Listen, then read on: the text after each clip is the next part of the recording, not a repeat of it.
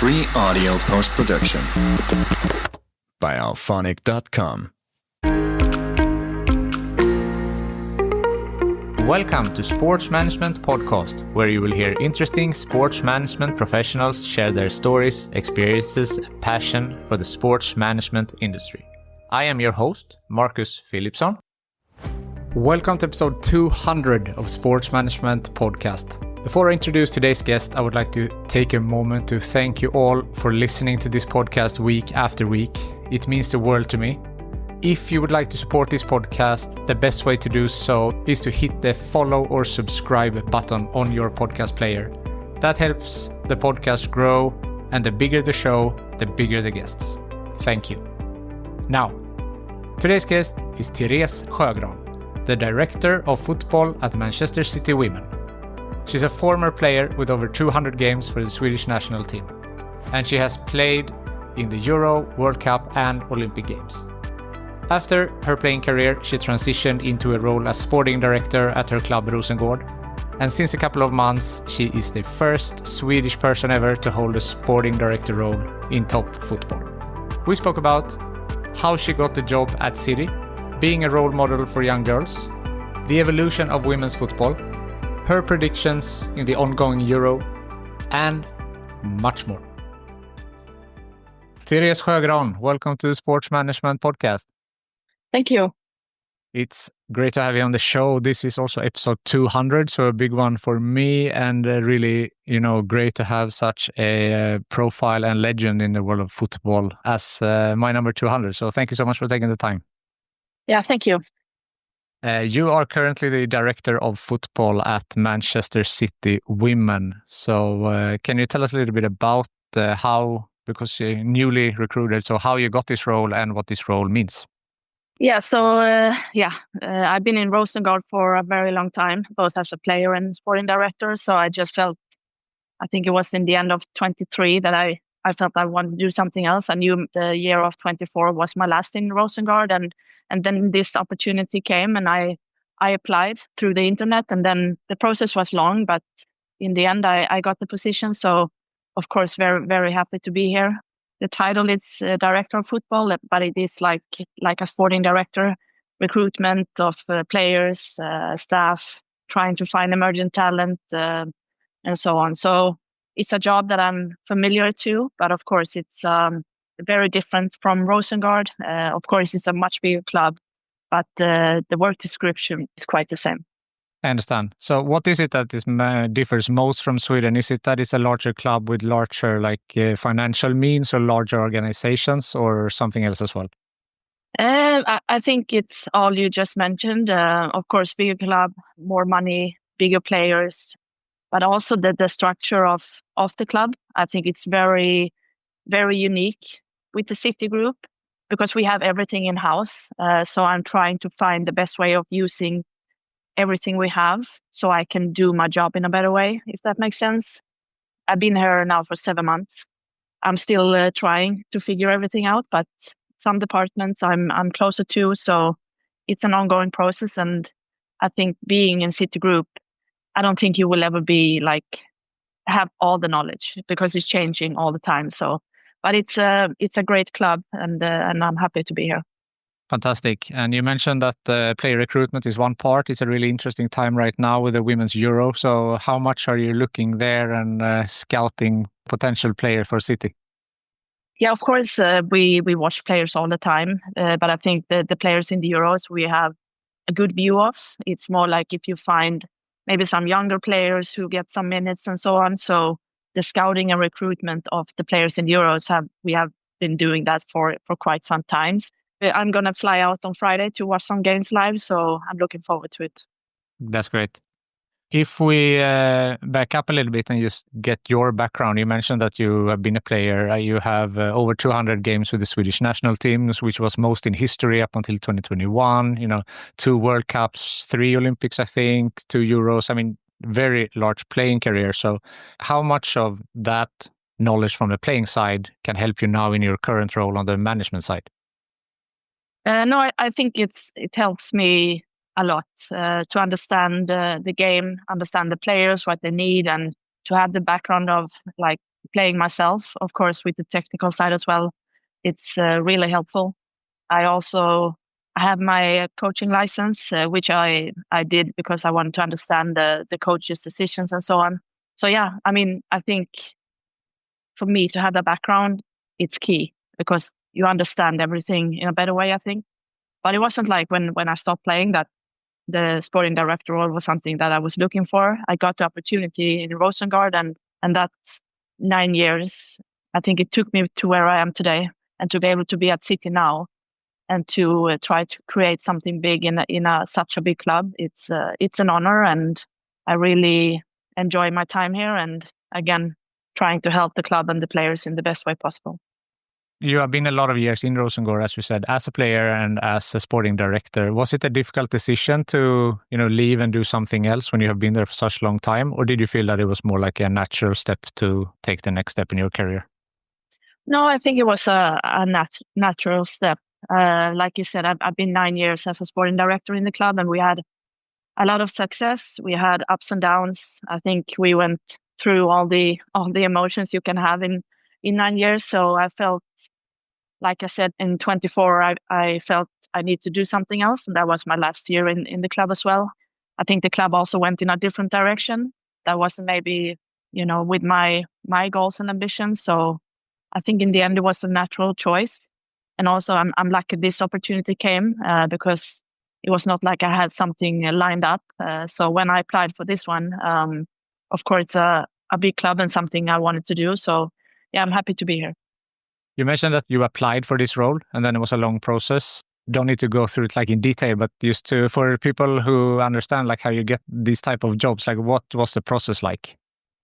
No, but it was a lot of interviews, of course. I was also here at one point meeting all the people. So, but I think it's good, like when you're hiring for a role like this, you want to go through the process in a detailed way, and they absolutely did. I think I applied in June or something, and then I think in September I got the offer, if I remind it correctly. So yeah, it was a long process, but it was worth it. Fantastic. And they picked you, which made you the first Swedish sporting director in English top football. So how does that make you feel? Yeah, of course, it's amazing. And like I said, I'm really honored to be here. Of course, they could have made an easy choice and maybe pick a English person, but I really like the way City works. If you look at the structure, like our CEO is Spanish, the new sporting director on the men's side is going to be Portuguese, and the head of the boys academy is German. So yeah, I really like the diversity of the club and how they like structure it and how they pick people. So yeah, but I'm just happy to be here. So. We mentioned you're only the first Swede on this position. City is also one of the few clubs in England without Swedish players. Is that something that you maybe you have a better insight on the Swedish players than someone else would have, for example? Is that something you're looking more at? Yeah, I mean, of course, I know the Swedish market in and out, and I think I said to my boss the other day that we need some Scandis in the team, because I really like the mentality of the players, not only the Swedish ones, it could be Danish or Icelandic or whatever. So we are looking at some players from Scandinavia, but it also have to be the perfect fit. But I brought a Knack City in the January window, and she feels a little bit as a Scandi because she's been in Sweden. And again, I like the mentality of those players. So yeah, of course, we're going to have some in the future. And you mentioned some Nordics, and I know recently had a coach there from Denmark as well. Yeah, really happy that Andre signed for us. I have been trying to work with him for a couple of times back in Sweden, but it never really worked out. So yeah, I'm happy to get the opportunity now. And I think he will, with his style of play, it fits City very well. And also how he is as a person, because we're going to have a really strong team for next season. And sometimes it's hard to keep the players happy. And I think he has that skill and touch to hopefully bring the best out of the players we have and also the style of play we have. Great. So obviously a little bit of a Scandinavian touch here, both you and me being from Sweden. And I read somewhere that Caroline Seger is, a legend also in football, obviously, and that maybe that it would be nice for you to have her in some role. Is that something you think is in the cards for the future? I mean, it would be wrong for me to not have her as an option because I think she has so much experience. She's a great leader. I think she would fit in every team that she goes to. So of course we have contact. I mean, she's one of my best friends as well. So, but yeah, nothing decided at this point. I know she's doing her coaching license at the moment. So yeah, nothing at this time. But of course we are in contact. Interesting. So how does the building of the team look like right now? Are there some positions or coaches that you're still missing that you're looking for? Yeah, we are trying to strengthen our squad a little bit more, and hopefully, I mean, the window is very long. It's open until beginning of September, so we have still some time. But I want to have everything in place as fast as we can. But it's always a process to get the right players and so on. And we are also looking to sign an assistant coach. So the process is ongoing, and hopefully we will know more like within 2-3 weeks. If we're looking at like women's football at large, now, it's growing rapidly. The interest for it's great. We're in the middle of the Euro right now. What type of challenges and opportunities do you see now in an elite level club? I think, like you said, the game is growing really fast. And with that, also salaries, transfer fees, and so on. So, yeah, I mean, we are still struggling a little bit with the revenues and so on. And it's not always that like they're matching the salaries, if that makes sense. So it's going to be a struggle for the clubs to keep up. But I mean, we have to. We have to chase Chelsea and Arsenal, for example, in this league. So, and I think also City is doing the right thing and also doing the investments in the right way. So it's up to I think me and my staff to find the right way forward. But again, it's moving fast. So yeah, we're just trying to keep up. How important is the youth development in this? I mean, how are you working with the academy? Yeah, I mean, it's going to be so important because, because of Brexit, we're not allowed to sign players until they're 18, from Europe or outside of Europe. I think that's a big struggle for the English clubs because Barcelona and Lyon, they can sign players from 16. So if we find a player in Sweden, for example, who is 16, how do we entertain that player for 2 years before we can sign? So I think because of that, the academy is going to be so important. Like, how can we bring our own youth to the level we need them to be? So we are investing a lot in the academy at the moment. We just started a U10 and a U21 team as well. So yeah, I think in the future and going forward, the academies is going to be so important for the English teams. Yeah, of course. And I wasn't aware with the Brexit that meant that you need to wait for 18. I mean, 2 years in that age is a lot. So, they said it puts you in a disadvantage in the English league, then obviously if they can go to, as you said, France 2 years earlier. Yeah, exactly. So it's a struggle, but it's the same for every club, both men and women. So we just need to find the right way and to use and to invest as much as we can in our own youth, because I think that's going to be so important to maybe bring like 1 or 2 players from the academy every year to the first team. So yeah, putting a lot of energy and investment to the academy at the moment. Are there any rules in terms of how many foreign players you can have in the league? No, I mean, if you have a squad of 25, you need to have 8 English players.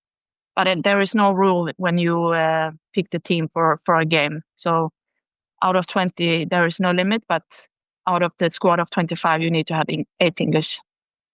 Looking ahead now, as you said, you have been at this role since September somehow, so a couple of months.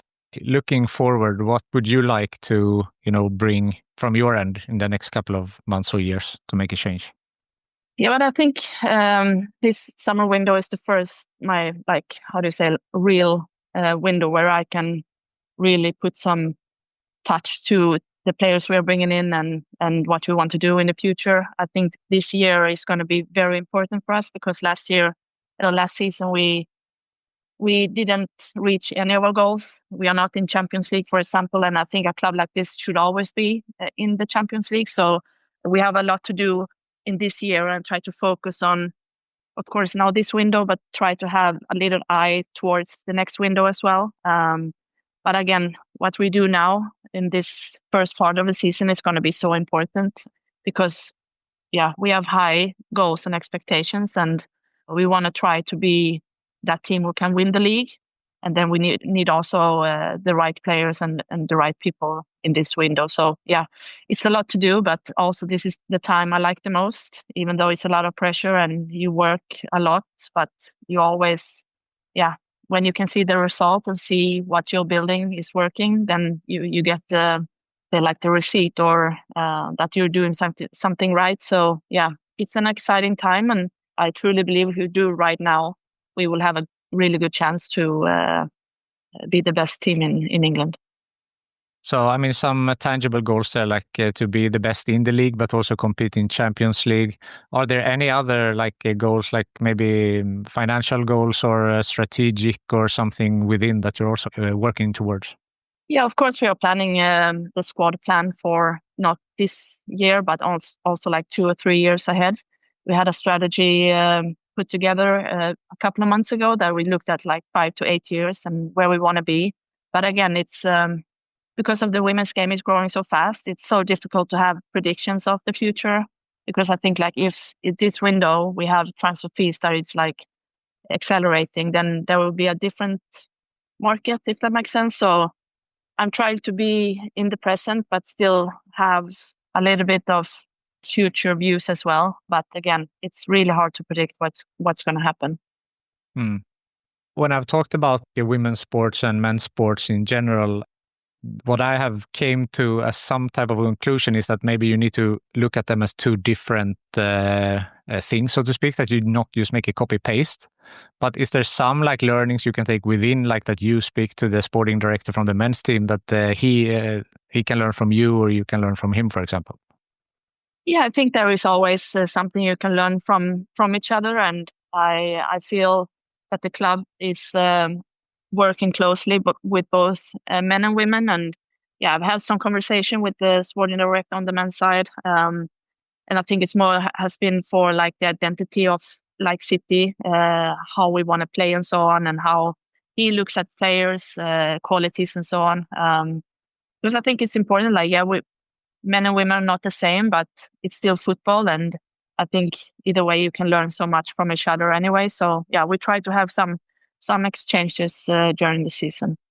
If we circle back a little bit to the fact that you said you were that you're the first Swedish on this position, and going from a player to a sporting director, and that women's football is growing so fast, and there are young girls who can have role models from players and also managers and directors that maybe was not the case a couple of years ago. So how do you look at this being a role model for young girls that might want to be players or managers in the future? I think we have an important role to educate them about the history and not forget where we came from. Because right now, when the young players are coming, they get so much.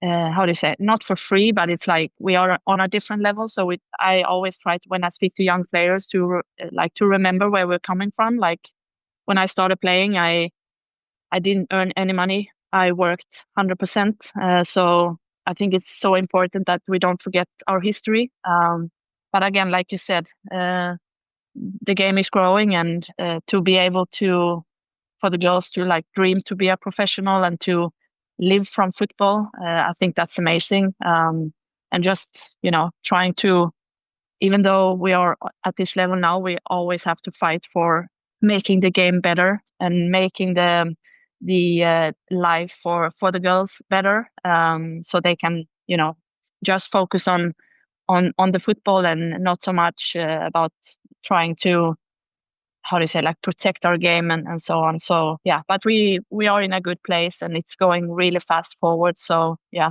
it's great to be in the women's game at the moment. I understand that, and it's as you said, it's rapidly growing, and it's so much more attention on that than it's been maybe historically. Obviously, there are negative talks and so on, and an example was when the Swiss women were playing like an boys team and they lost, and then you get that like bad publicity maybe. So how do you looking at that?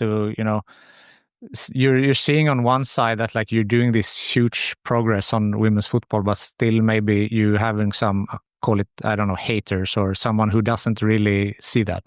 Yeah, I think it's always going to be like that in a way. It's not like the men's doesn't have haters as well. Like there is always going to be people who doesn't like the sport or that women shouldn't play football and so on. But then again, why are they watching? Why do they care? If they don't like it, don't watch. So I don't think it matters what we do or how far we're going to go.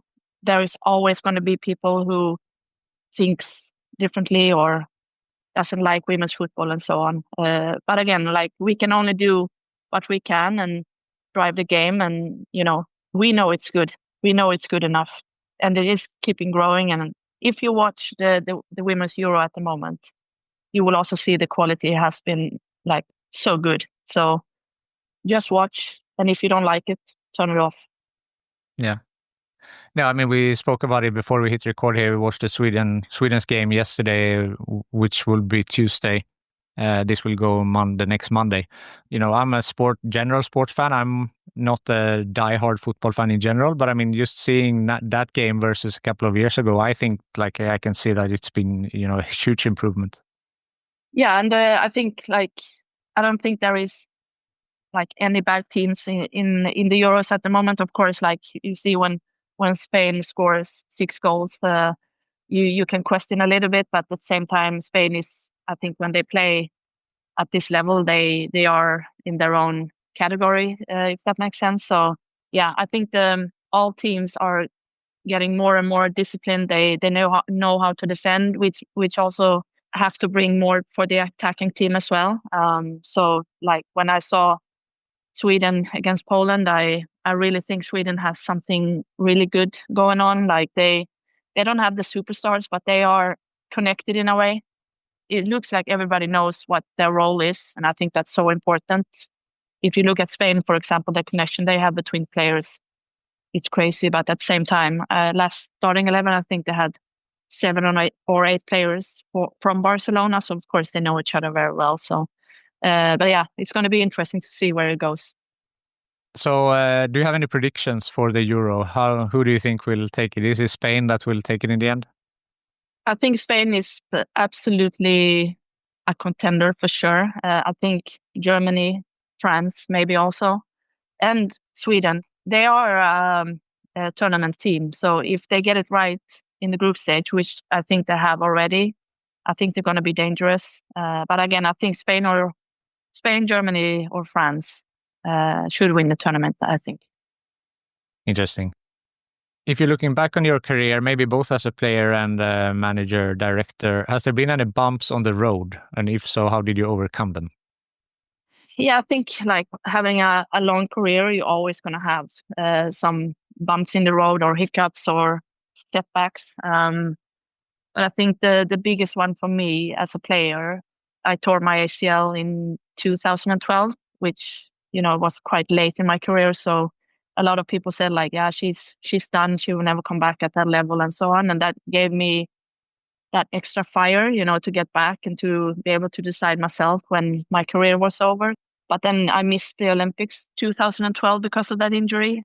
And then I was out for a year, almost missed the Euros at home, 13. But Pia brought me as the last player in the squad. So always going to be thankful for that, because I think if I didn't reach that tournament, I think I would have stopped playing that year. But yeah, I think that I was selected for that tournament. It gave me 2 more years. So I was able to play the World Cup in Canada 2015, and then I stopped playing after that. Was it important for you to be able to end on your own terms? Yeah. So important. And I think that I could leave the game in a better way. That, I came back. I came into the national team again. I played 2 tournaments after my injury. So I think for for your mental health and, to be able to decide yourself. I think that's so important. And yeah, I was fortunate. It's not like that for everyone. So yeah, I'm happy I could end in the way I wanted it to. I understand that.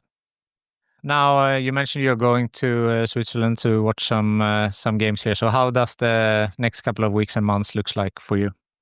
Yeah, so I will go on Friday. I will watch Italy, Spain, and then I stay for the Sweden-German game on Saturday as well. Then I go back because I have so much to do. So, but if Sweden goes further in the tournament, I will try to go again. But I have to look at my schedule post.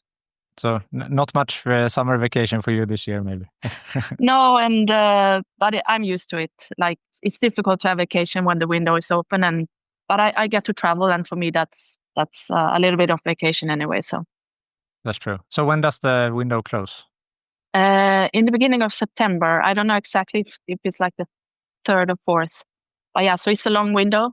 So we still have time to make the changes we want to do. So yeah, hopefully we will manage it before the window closes. That's really interesting. I'd like to end with a networking question. So who from your network do you think would be a good guest on this podcast? Wow, that was a good question. Maybe Sager, to speak about her career, what she wants to do in the future. Yeah, I would say her. Caroline Seger, that's a good suggestion. Therese, thank you so much for taking the time to be on Sports Management Podcast. Thank you so much. Thank you for listening to the Sports Management Podcast. Please hit the subscribe button so you don't miss out on any upcoming episodes. Also, feel free to leave a comment about what you thought about this episode. If you want to get in contact with me, send an email to sportsmpodcast@gmail.com or hit me up on Facebook, Twitter, or Instagram @sportsmpodcast. Free audio post-production by alphonic.com.